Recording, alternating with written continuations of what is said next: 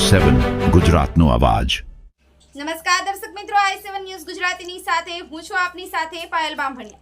તો જોઈએ આજના મહત્વના સમાચાર।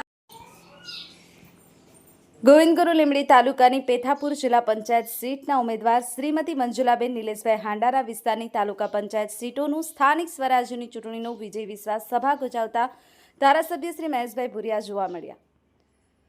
પેથાપુર જિલ્લા પંચાયત સીટમાં આવતી તાલુકા સીટોમાં વિરોધ પક્ષોની જેવા કે આપ પાર્ટીને અને કોંગ્રેસ પાર્ટીને આડે હાથ લઈ વિજય ઘોષ કરતા જોવા મળે છે।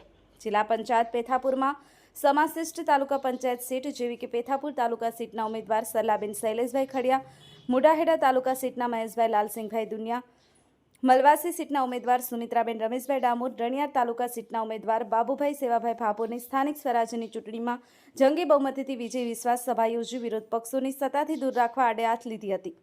પેથાપુર જિલ્લા પંચાયતના ઉમેદવારની તમામ સીટોમાં લોકોનું જબરજસ્ત સમર્થન ગામડાઓને મળી રહ્યું છે અને જંગી બહુમતીથી વિજય બનાવવા ખાતરી મતદારોએ આપતા જોવા મળી રહ્યા છે।